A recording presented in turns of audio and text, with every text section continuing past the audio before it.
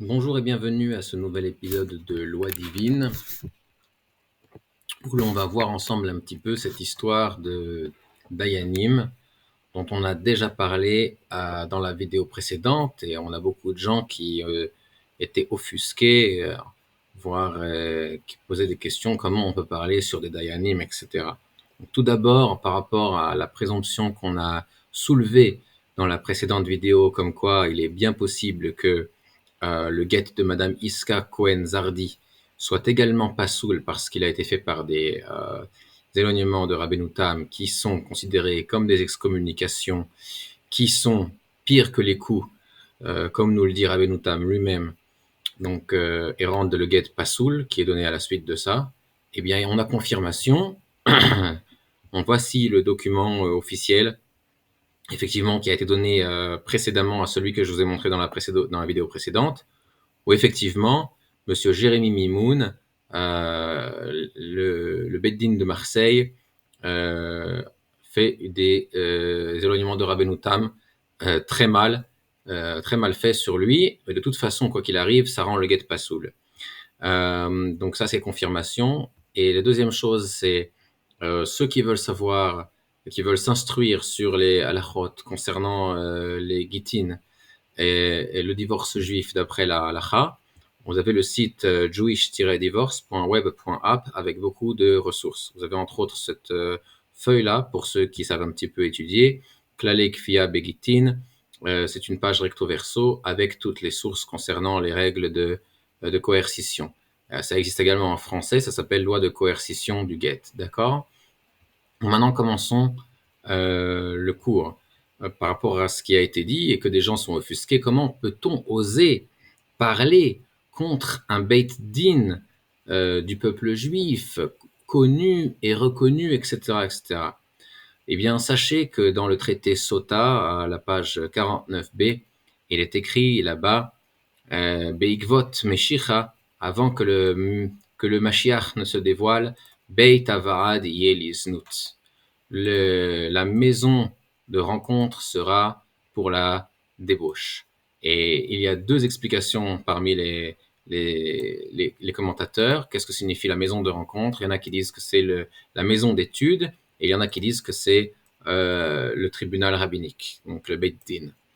Donc, au moins d'après l'une des versions, il s'agit ici qu'il est marqué le Beit Din sera pour la débauche. Donc, le Beit Din favorisera la débauche autant que possible. Et znout, en général, ça fait allusion à une femme qui commet l'adultère. Donc, c'est une chose qui nous paraît vraiment absurde. Comment le Beit Din peut promouvoir la débauche? Et pourtant, nos sages, dans leur grande sagesse, avaient vu ça déjà il y a 1500 ans.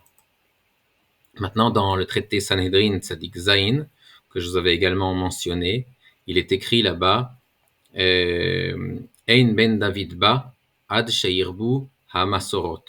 Le descendant de David, c'est-à-dire le Mashiach, n'arrive pas avant que se multiplient les Masorot. Qu'est-ce que les Masorot?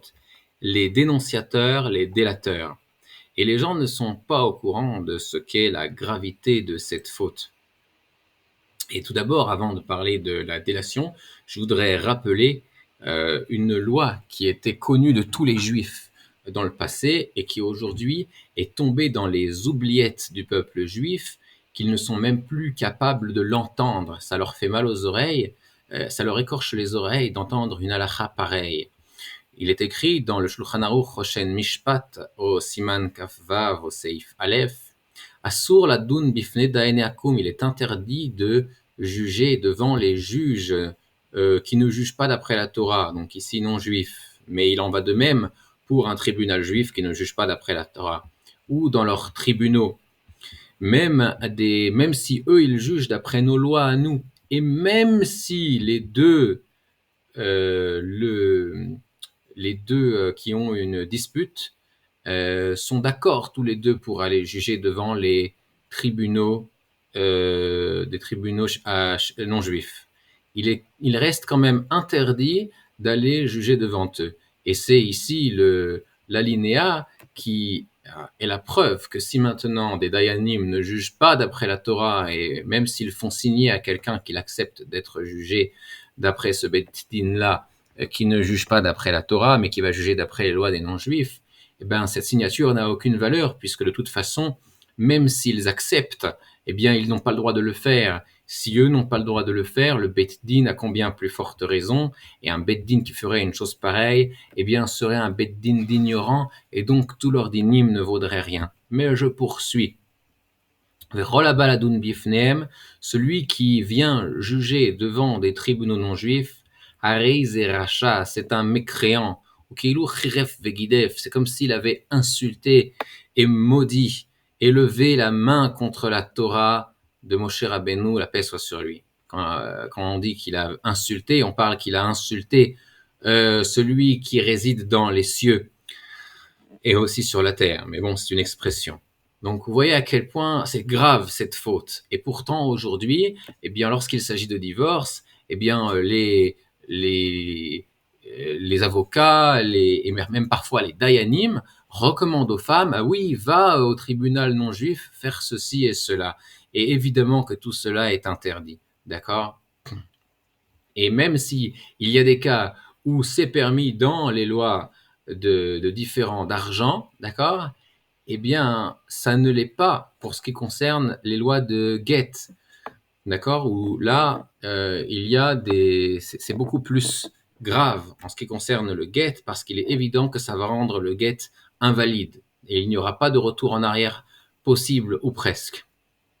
Et maintenant, je reviens donc à la loi que vous désiriez tant, qui est l'interdit de la délation, et qui est lié à ce qu'on a dit avant, puisque en général, la dénonciation, la délation, ça se fait auprès des autorités non juives, ou bien des autorités qui ne jugent pas d'après la loi juive, même si ce sont des autorités juives.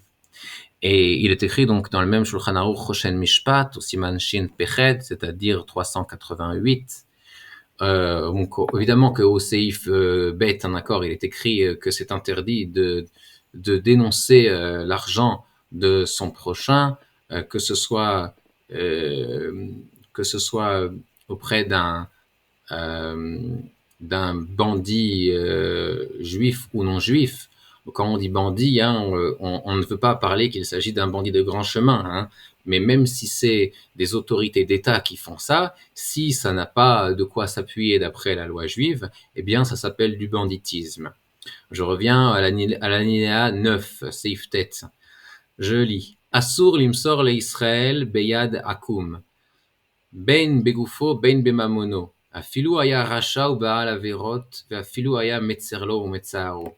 Il est interdit de dénoncer un juif à des autorités non juives, que ce soit pour mettre en péril euh, son, euh, son intégrité physique ou bien son argent.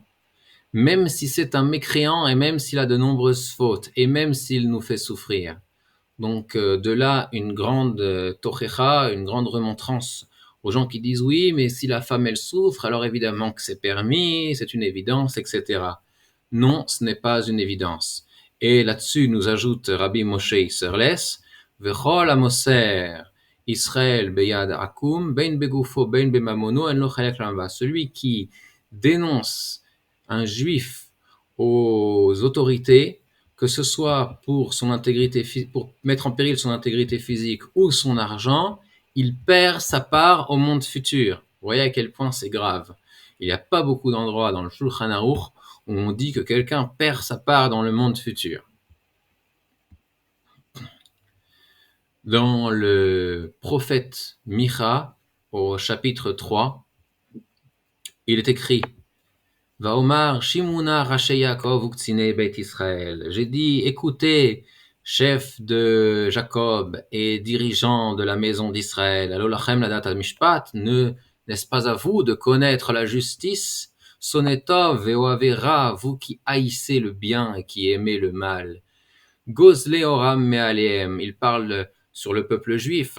Vous leur volez leur peau de sur leur corps, ou she'eram me'alatzmotam, et vous retirez leur chair de leurs os. Va'asher achlu she'er ami ve'oram me'aleem. Ils ont mangé la peau de mon peuple, et ils les ont dépecés, et leurs os, ils les ont brisés entre leurs dents.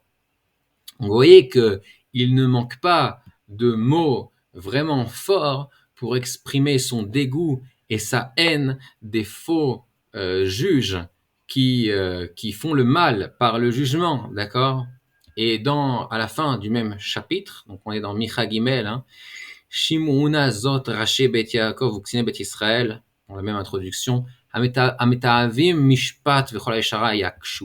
Donc, il parle des dirigeants de la maison de Jacob et des chefs de la maison d'Israël. On parle ici des Dayanim, d'accord? Ametaavim mishpat, euh, qui rendent la justice exécrable. Et tout ce qui est droit, ils l'ont tordu. Bonetzion bedamim, ils construisent Sion par le sang et Jérusalem par l'injustice. Ces dirigeants jugent par le pot de vin.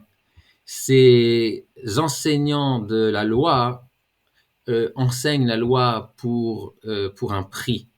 Ces faux prophètes font de la magie pour de l'argent. Et en plus de ça, ils ont l'audace de s'appuyer sur Dieu.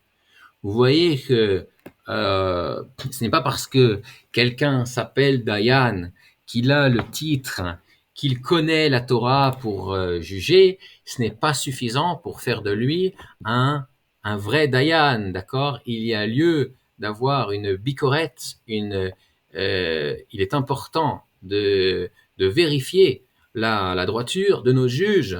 À tout moment, il faut qu'il y ait des gens qui vérifient ça et qui dénoncent si jamais nous avons des juges qui s'écartent du chemin.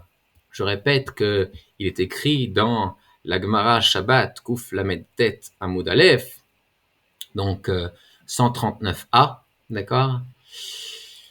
On a déjà fait un cours là-dessus où on étudie toute cette page-là, mais je vais juste passer en bref ici. On a enseigné dans une Beraïta. Rabbi Yossi ben Elisha dit, si tu vois une génération que de nombreuses souffrances s'abattent sur elle, va vérifier les juges d'Israël, parce que toutes les punitions célestes, les souffrances qui arrivent au monde n'arrivent qu'à cause des mauvais juges d'Israël. Et il est écrit quelques lignes plus bas, Dieu ne va faire résider sa présence sur le peuple juif, c'est ce que nous appelons la Géoula, la délivrance finale, d'accord? Dieu ne fera pas ça tant que ne sont pas détruits tous les mauvais juges et les mauvais policiers du peuple juif, d'accord? Et il s'appuie sur un verset dans Isaïe. Dans le prophète Zecharia 14, il est mentionné qu'à la fin de la guerre de Gog et Magog, les légions des 70 nations arrivent et conquièrent Jérusalem avant le dévoilement final de Dieu. Ils conquièrent Jérusalem et il est écrit ici que les femmes sont violées dans leur intégrité physique, dans leur intimité.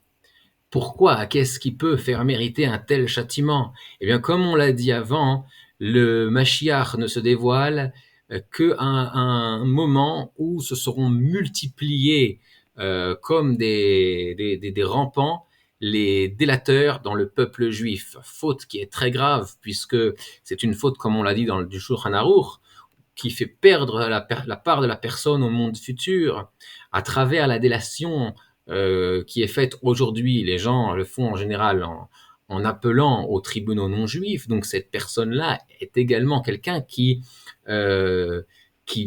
maudit et qui insulte le nom de Dieu, d'accord? Donc il s'agit ici de fautes très graves où on comprend très bien pourquoi le prophète écrit qu'il va se passer une telle chose. Je vous rappelle, pour tous ceux qui disent oui, mais ce rabbin-là, il a une renommée extraordinaire, il est formidable, il connaît tellement et tellement de Torah. Ses connaissances sont une preuve de sa droiture. Il est écrit dans le traité Sanhedrin, chapitre 10, Mishnah 2, il est écrit là-bas, 3 rois et 4 hommes simples n'ont pas part au monde futur. Et parmi les 4 hommes simples, il y a Bilam, qui est un prophète des nations, Doeg et Achitophel et Gehazi. Gehazi étant le serviteur de Elisha, le prophète, puisqu'il a vu un prophète et n'a pas appris de ses actions. Doeg et Achitophel, Doeg, c'était le grand de la génération au temps de Shaoul, et Achitophel, c'était le grand de la génération au temps de David, Amelech. Et tous les deux n'ont pas vécu jusqu'à 40 ans, et ils étaient des génies en Torah, au point qu'à un moment, comme c'est marqué dans le Talmud, David Amelech dit oh, j'ai fait une erreur et on a ouvert la porte du Gehinnom. Qui connaît le nom sacré qui permet de fermer les portes du Gehinnom? Et c'est que Achitophel de tout le peuple juif qui connaissait la réponse à cette question. Ne me demandez pas qu'est-ce que ça signifie, je n'en ai aucune idée, d'accord? Je n'ai pas de part dans les secrets, du moins pas à ce point-là. Donc Doeg et Achitophel étaient des génies en Torah, les grands du peuple juif. On n'a aucun rabbin aujourd'hui qui arrive à leur niveau. Et pourtant, ils n'ont pas part au monde futur. Et qu'a fait Achitophel? Achitophel a permis une femme mariée comme on a dit, au marché des rencontres, au marché. C'était qui? Michal, la fille de Shaoul, qui était mariée au roi David. Il n'était pas encore roi officiellement, mais il a dit oui, le mariage est caduc, elle peut très bien se remarier sans avoir à recevoir de guet. Donc voilà ce qu'on a à apprendre de ces gens-là. Et je rappelle à tous ceux qui disent oui, mais il faut suivre les rabbins connus et les dayanim connus, que au temps de l'errance dans le désert, Korach et son assemblée, et qui était l'assemblée de Korach, se sont levés contre Moïse notre maître.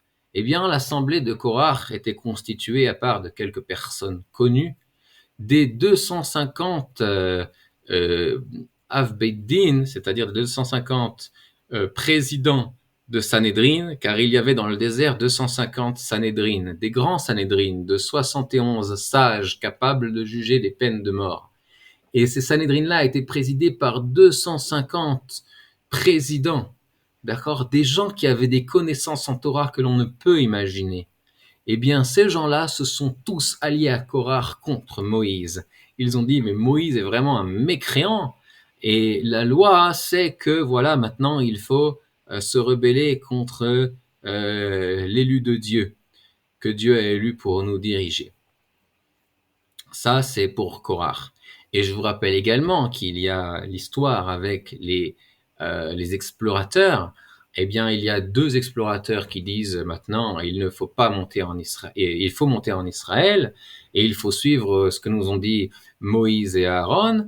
Et nous avons 10 explorateurs qui nous disent, non, non, il faut surtout pas monter en Israël, et Moïse et Aaron, il faut les lapider. Et c'était une épreuve énorme parce que juste avant de partir à l'exploration, il est écrit dans la Torah que c'était les chefs des tribus d'Israël, c'est-à-dire des très grandes sadikim, les plus grandes sadikim de chaque tribu, juste avant de partir.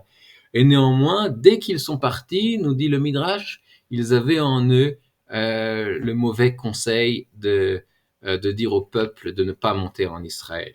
Donc on voit de là qu'il y a eu des épreuves énormes dans la Torah, et le peuple, après cet événement-là, a voulu lapider Moïse et Aaron, et Caleb et Yahushua. Et si ce n'était que Dieu a fait apparaître ces nuées de gloire, ils auraient lapidé Moïse, notre maître, et ceux qui le soutiennent. Donc c'est important d'avoir des connaissances en Torah, et comment en plus des connaissances en Torah, ce n'est pas suffisant. En plus des connaissances en Torah, il faut être attaché à la vérité. Et chaque juif, Dieu lui a donné dans son âme une étincelle qui lui permet de distinguer entre le bien et le mal, entre le vrai et le faux. Et qu'il ne se dise pas, oui, non, mais je dois absolument suivre les yeux bandés tout ce qu'on me dit, parce que moi, je suis incapable de juger. C'est pourquoi il est important d'étudier et d'étudier et d'étudier pour se remplir de connaissances, pour pouvoir avoir les notions suffisantes pour juger. Mais après cela, évidemment, il est écrit dans le Talmud que la Torah peut devenir un élixir de vie ou un élixir de mort. Peu importe le montant qu'on en a étudié, comme on a vu avec Doeg et Achitophel, ça peut devenir un élixir de mort si on l'utilise pour le mal et on ne cherche pas à faire la vérité. Et comment on acquiert le Da'at Torah, c'est-à-dire la connaissance intuitive de ce que la Torah veut, en étudiant la Torah b'mesirut nefesh, en étudiant la Torah avec abnégation.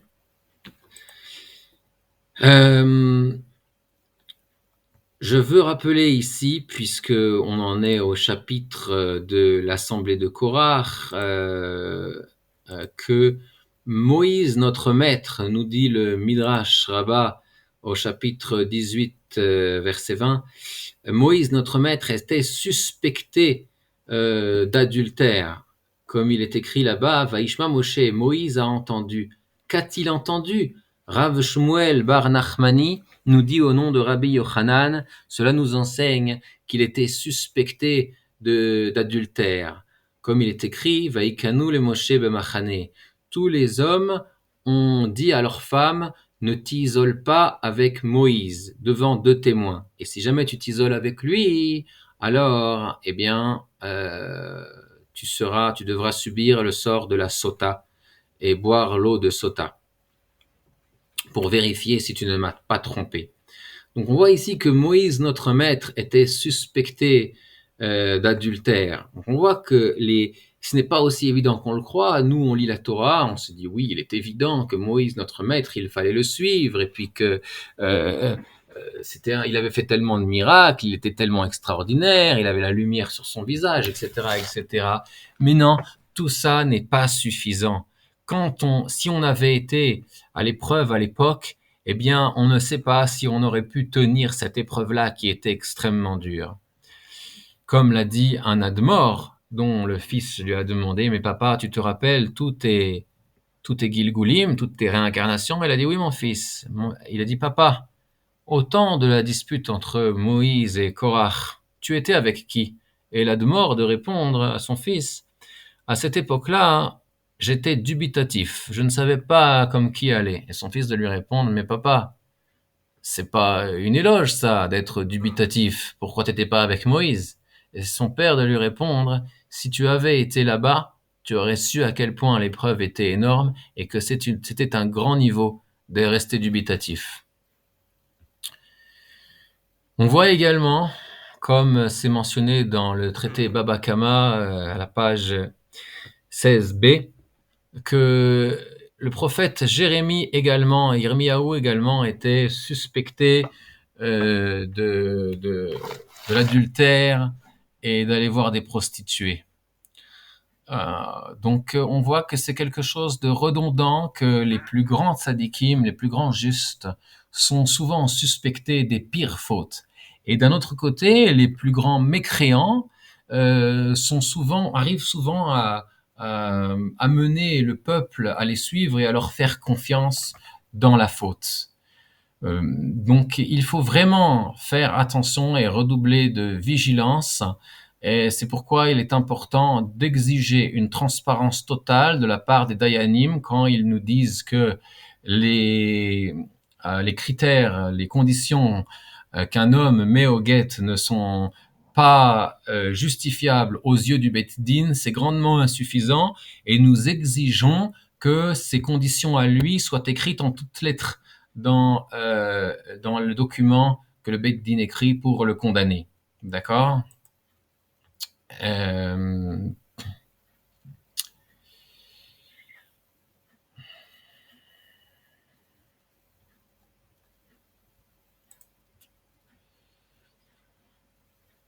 Conclusion, comme il est écrit dans le traité Pesachim 50a, c'est écrit là-bas, Rav Yosef, fils de Rabbi Yehoshua ben Levi, et il est tombé dans un coma Et on a prié pour lui et il en est revenu et son père lui a demandé: «Qu'as-tu vu là-haut?»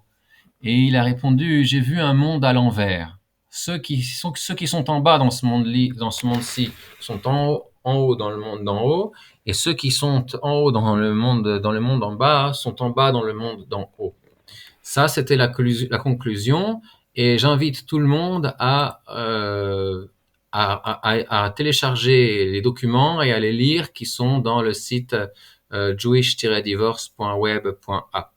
Et ce sera tout pour aujourd'hui.